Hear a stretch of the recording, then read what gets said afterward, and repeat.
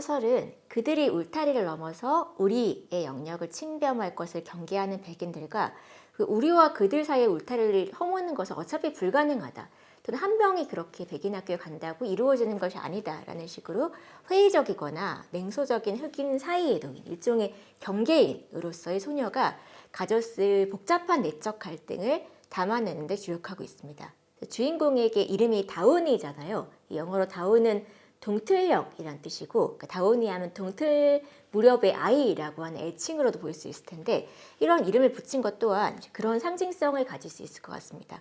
흑인과 백인을 가르는 울타리를 넘어서는 소녀의 그 지난한 여정이 밤에서 아침으로 옮아가는 단계인 여명과도 같다라는 의미일 텐데요. 물론 이것이 흑인 사회는 밤이고 백인 사회는 아침이다와 같은 단순한 선민의식적인 구도는 아닙니다. 그보다는 우리 사회의 울타리가 공동체 구성원의 인종에 따라서 갈라놓던 분리정책이 있던 그 부정의한 시대를 어둠으로, 그리고 그 울타리를 넘어서서 진정한 함께 사는 사회로 가는, 우리를 구성해가는 그 지향을, 미래를 아침의 빛으로 상정한 것으로 보입니다. 한편 이 다운이라는 소녀의 개인적인 삶의 서사에서는 이 동틀무렵이란 주인공이 열악한 교육 여건에서 벗어나서 그 흑인에게 닫혀있던 꿈인 의사라고 하는 엘리트 직업을 향해 한 걸음씩 내딛는 시기, 또는 더 단기적으로는 이 아이가 꿈꾸는 게 뒤에서 보겠지만 최우등생이 되어서 그 베일링어, 그러니까 우리로 치면 반장 같은 역할을 하는 수업 종직이 임원직으로 선출되기 위해서 차별을 견디면서 이제 공부에 매진하는 그 시기를 여명이라고 비유를 했을 텐데요. 문제는 이러한 그 어둠에서 빛으로의 설정이 가지고 있는, 그 안에 내재하고 있는 척도적인 가치, 주류적인 가치가 갖는 편향성이라고 할 수 있습니다. 소설 속의 다음과 같은 구절을 보면요. 내가, 이건 다운이의 이제 독백인데, 일기에 쓴, 내가 무언가 소망을 품을 수 있게 된 나이가 된 이래로 가졌던 가장 오래된 소망은 우리 동네 백인 학교인 프리티맨, 이름도 프리티맨이죠. 그래서 아름다운, 예쁜 이런 의미가 담겨있는 그 내부를 구경해 보는 거야. 그리고 학교를 구경한 다음에 이보다 나은 걸 상상할 수 있겠어? 이 다우니 레이가 프리티맨 운동장의 베이스를 도는 것 말이야. 그 야구장, 이 진짜 다이아몬드, 언어 유희로 이제 진짜 다이아몬드로 만들어졌다 하더라도 나는 조금도 놀라지 않을 거야. 이렇게 전학을 앞둔 주인공의 일기에 1차적으로 배어나는 감정은 선망의 감정입니다. 그러니까 인종은 분리하되 교육은 평등하게 라는 분리주의의 표어와는 달리 실질적으로 흑인 아이들이 다니는 학교가 훨씬 더 열악하고 상급 학교 진학률 또한 현저하게 낮은 재반 조건, 우리도 학권 문제 같은 게 한때 굉장히 심각한 사회적 문제였잖아요.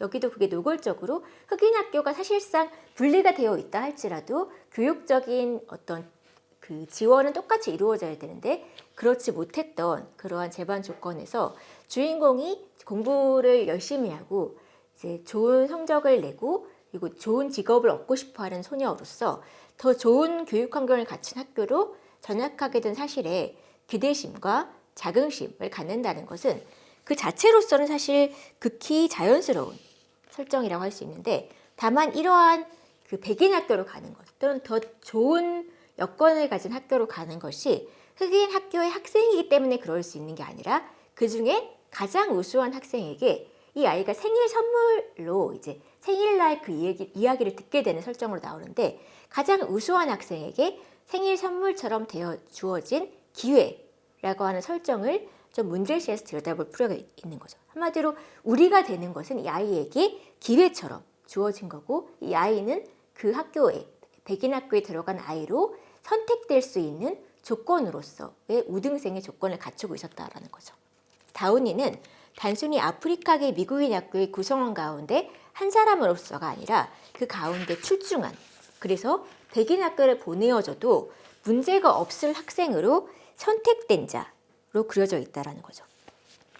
그래서 소설의 앞부분에 보면 그 기말 표창장 수여식을 앞두고 선생님들이 그 학교의 자랑인 주인공을 그 전학 보내는 일로 이제 감회에 젖는 에피소드가 등장하는데, 여기에는 이 바깥에서 어떤 사회의 주류 안으로 들여다보내지기 위해서는 그만큼 더 잘 준비된 자가 되어야 한다 라는 어떤 대도적인 사유가 전제되어 있는 것 같습니다. 이것이 문제라고 할 수 있는데 아울러부터 다시 할게요. 아울러 백인학교에서 겪는 갖가지 난관 앞에서 화자가 더 좋은 성적을 받고 더 우수한 학습 태도를 갖춤으로써 상황을 타개할 것을 어른들로부터 지속적으로 권유받고 실제 본인도 이제 그러한 자세를 고수하는데요. 사실 비단 이 소설만이 아니라 그 차별과 괴롭힘으로부터 고통받는 소수자를 다룬 특히 이제 어린이 청소년 소설 또는 뭐 위인전기 같은 데를 보면 이러한 클리셰가 흔하게 발견이 되는데, 그러니까 내가 어떤 고난을 받아요. 내가 차별을 받고 내가 불리한 처우를 받아요. 그러면 그 구조를 바꾸고 그 사회를 개선하고 싸우고 저항하기보다는 그냥 내가 개인적으로 더 열심히 해서 내가 더 잘해서 차별과 배제를 나가면 된다.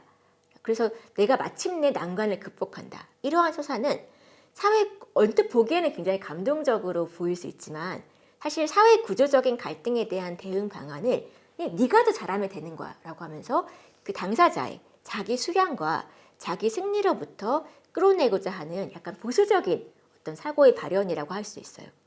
그래서 이 작품에도 그런 게 굉장히 많이 등장을 하는데, 한 예로 과학 실험 도중에 실험 파트너인 동급생 친구가 고의로 그 불타는 옷을 지저분하게 만드는 그런 화학 액체를 자신의 옷 위로 엎질러요. 교사가 당연히 이제 고의로 그렇게 한 아이를 고의였든 실수였든 혼냈어야 맞죠. 근데 교사가 아무런 제재를 가하지 않아요. 왜냐면 교사도 역시 이 흑인 아이가 싫거든요. 그래서 이 백인 아이를 꾸짖지 않고 그냥 넘어가는 장면이 있는데, 그거는 교사와 그 옷에 액체를 쏟은 그 동급생의 문제에 대해서 이 아이가 저항하는 형태로 이야기가 이어지는 게 아니라 아이가 일기장에 다음과 같은 다짐을 적거든요. 내게는 그러한 저항보다 더 좋은 계획이 있다. 내가 의도적으로 과학 과목에서 좋은 성적을 받는 것, 의사가 되기 위해서 의도적으로 이 학교에서 좋은 학생이 될 것, 나의 꿈에 도달하는 데에 그 여자의 동급생이 방해물이 되지 않도록 하는 것. 그러니까 나의 고의란 못된 고의가 아니라 또는 복수나 저항이 아니라 이렇게 열심히 사는 거야 라는 식인 거죠. 그래서 이렇게 그 소수자가 개개인이 자격을 갖추고 능력을 향상시킬 것을 문제에 대한 답으로 제시하는 서사가 작품 곳곳에서 드러나는데, 가령 흑인들의 유제품 불매운동으로 인해서 흑백 갈등이 악화되는 상황 속에서, 그러니까 흑인들은 이제 백인들의 물건을 사지 않고 백인들은 흑인들을 해고하고 흑인들에게 일을 주지 않고 흑인들의 일감을 가져가지 않고 이런 식의 상황 속에서도 주인공의 어머니가 꾸려가는 간의 세탁업 주문은 계속 밀려들어요. 그래서 이 아이가 왜 그럴까? 왜 사람들은 우리 가족을 그렇게 미워하면서, 흑인들을 그렇게 미워하면서 우리 엄마에게 세탁물을 맡길까에 대해서 아버지가 이렇게 답을 해요. 너희 엄마의 세탁은 금방 몇 마일 내에서 유일하고 또 최고니까. 몇몇 백인들이 물론 악랄할 수는 있겠지만 그들 역시 깔끔하게 갈무리 된 세탁물을 보고 그게 좋다는 건 알 테니까. 그러니까 요컨대 지금 논지는 고유한 재능, 그러니까 특별한 재능을 갖고 있으면, 혹은 그 자기 자리에서 맡은 바를 성실하게 수행하면 그 배제하려는 자들이 필요에 따라서라도 그를 인정하고 포용할 수밖에 없다는 거다. 그러니까 사회가 부조리해도 네가 열심히 하고 네가 잘하면 되는 것이다 라는 사고인 거죠. 이는 주인공이 역사 수업 시간에 흑인 역사와 관련해서 발표하는 아래의 발언에서도 드러나요. 나는 발언할 필요성을 느꼈어.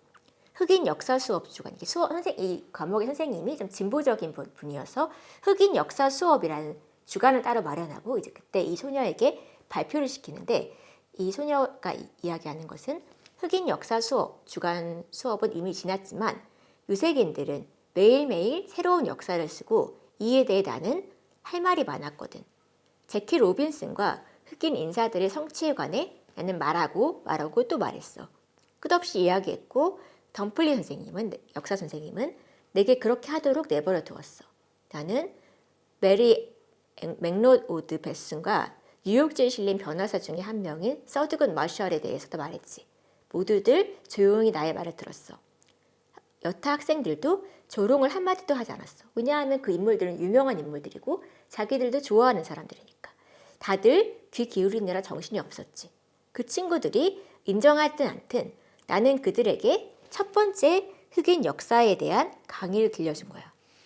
여기서 이 주인공은 최초의 메이저리그 선수, 여성 교육자, 변호사와 같은 저명 인사 또는 사회적 권위를 가진 지식인들, 흑인 지식인들을 소개하면서 이것을 흑인 역사에 대한 강의라고 얘기해요.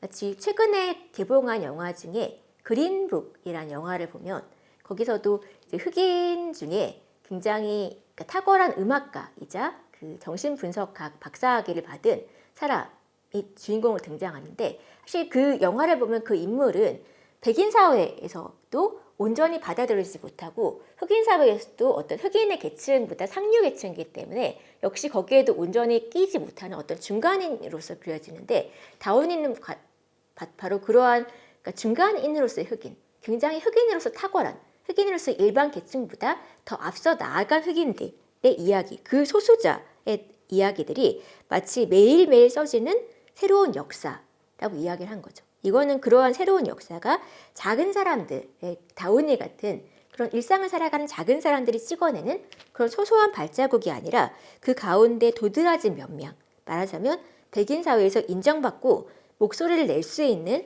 몇몇이 남긴 큰 발자취만을 그려냈다라는 거죠. 그래서 학교에서 보면 다운이의 편이 되어주는 인물이 둘 등장을 해요. 그 중에 한 명이 그 전학온 유대계 소녀 거티이고요. 그래서 백인들은 그냥 모두 백인들이라고 생각했던 다운이는 이 친구를 통해서 홀로코스트에 대해서도 배우게 되고 반유대주의에 대해서도 알게 된다. 백인들 내부에서도 역시 그러한 차별이 있어 왔다라는 걸 알게 되고 그리고 흑백 구도가 아닌 형태로도 인종적 갈등과 차별이 그토록 심화될 수 있다라는 사실에 충격을 받기도 합니다. 여기서 이 거티는 흑인 학생과 어울린다는 이유로 몇몇 동급생들에게 냄새나는 더러운 유대인이라는 조롱을 듣지만 개의치 않고 이 다운이의 친구가 되어줘요.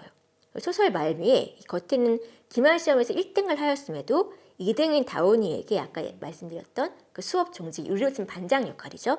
그 직을 양보해서 그녀가 인정적인 편견을 딛고 자신의 꿈, 의사가 되고 싶어하는 자신의 꿈에 한 발 더 다가서도록 배려를 해줘요.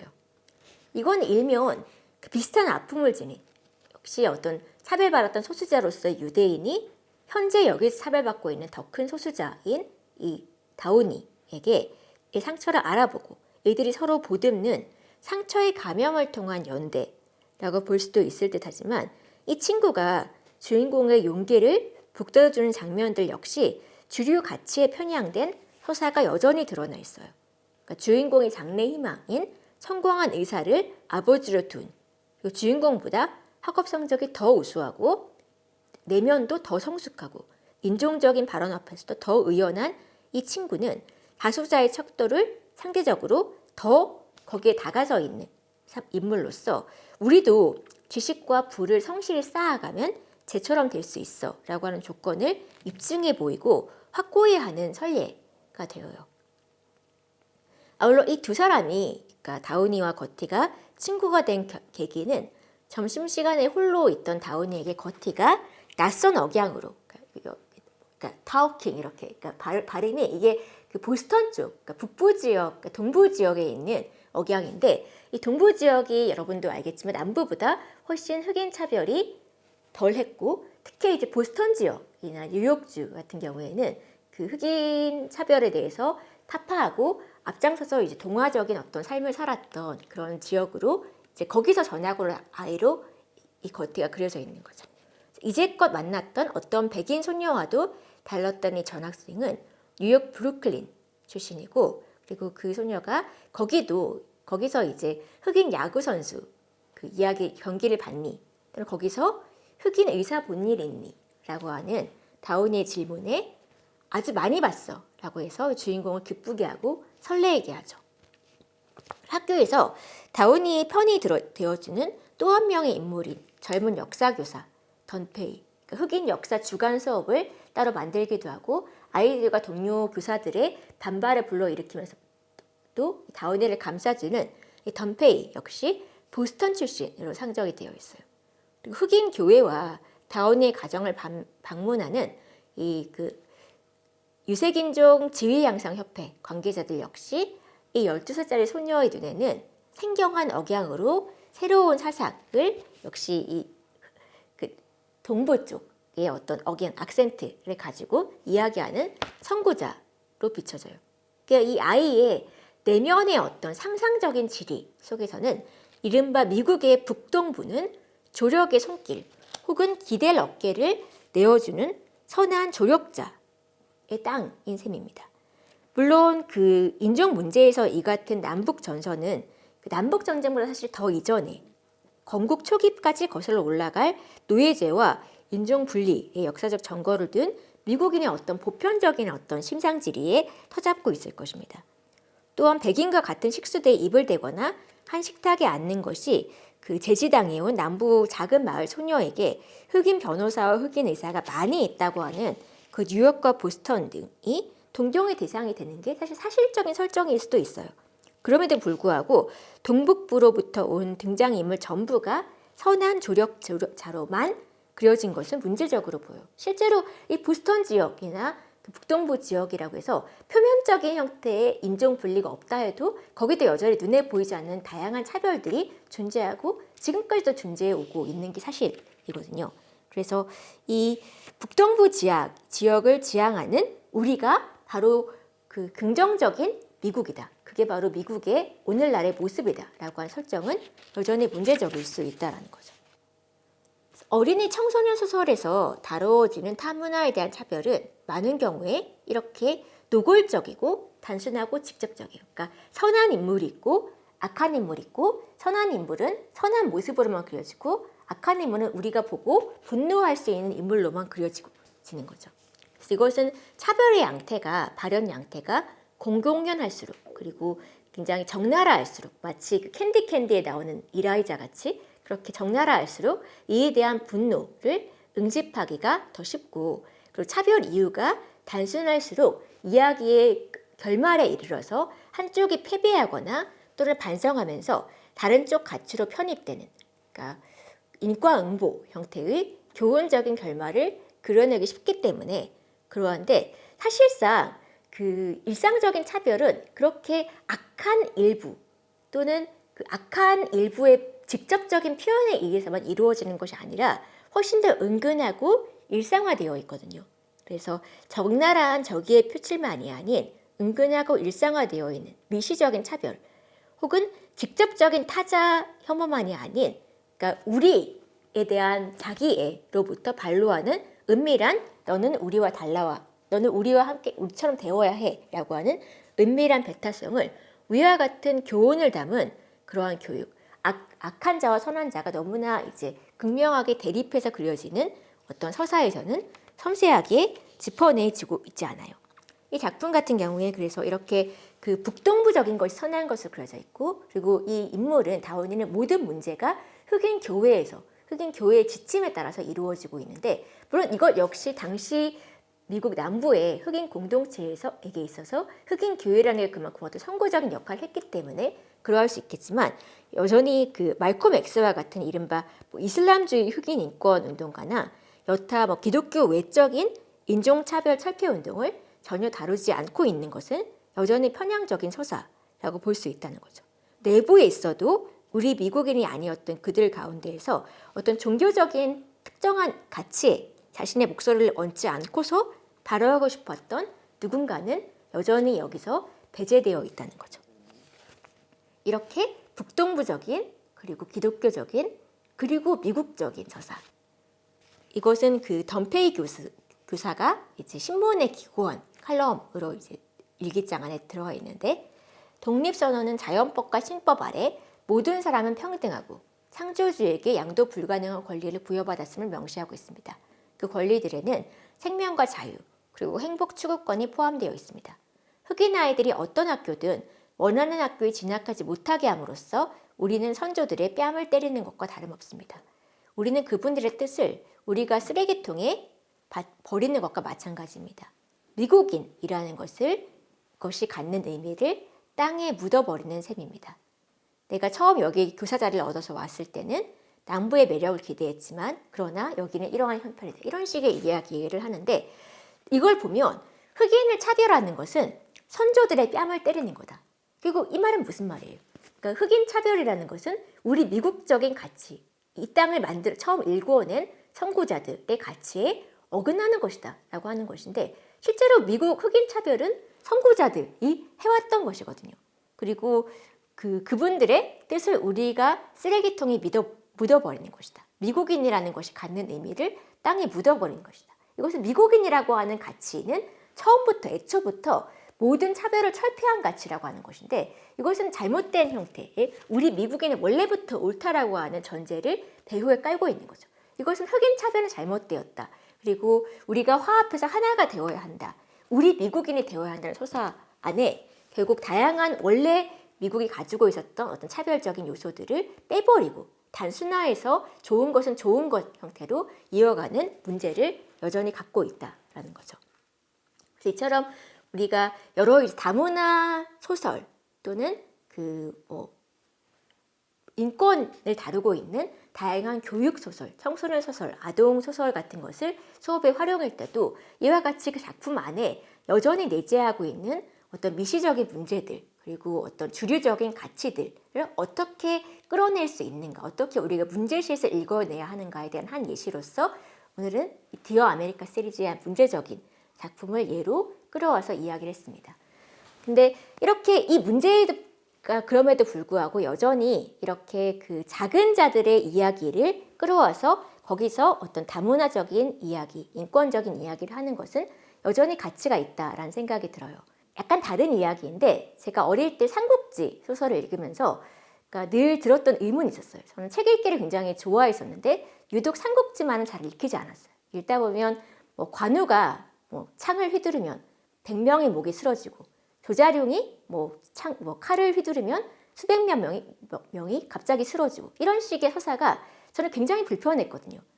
그 수백 명 중에 한 명도 역시 집에 가면 사랑하는 사람이 있고 아기가 있을 수 있고 자기가 좋아하는 것들이 있을 텐데 작품을 보면 예를 들면 관우가 죽는 장면은 엄청 대단한 일로 나오는데 왜 그 100명 중에 한 명의 이야기는 그냥 관우의 용맹함, 관우가 검 잘 쓰고 조자룡이 검 잘 쓰는 것을 보여주기 위해서 그냥 쓰러지는 목 중에 하나로 나오는 것인가 이런 의문이 들었어요. 당시에 학교에서 이런 얘기를 했더니 네가 너무 스케일이 작아서 그렇다 이런 식의 핀잔만 들었었는데 나중에 이제 제가 커서 미시사적인 이론들을 공부하면서 문득 그런 생각이 들었어요. 우리가 아까 이 편집자가 했던 그 역사 속에 그 목소리가 묻혀버린 낯선 타자들에게 귀를 기울인다는 것은 작은 사람들의 이야기를 듣는다는 것은 우리가 그 시대로 가서 그 관우나 조자룡에게 목이 베인 그 100명 중에 한 명을 찾아서 그 사람의 집으로 가고 그 사람의 서랍 속에서 일기장을 꺼내는 것. 바로 그 일기 속에서 그 시대의 작은 사람들의 이야기를 읽어내고 삼국지를 그 한 사람의 시선에서 다시 쓰는 것. 그게 바로 편집자가 얘기한 작은 사람들의 이야기를 통해서 그 뭔가를 볼 수 있는 것이 아닐까라는 생각이 들었습니다. 그런 의미에서 이러한 다문화 교육 역시 그러한 작은 사람들의 시선을 통해서 읽어내는 것이 새로운 어떠한 그 지향성이 되면 좋지 않을까라는 생각을 해보았습니다.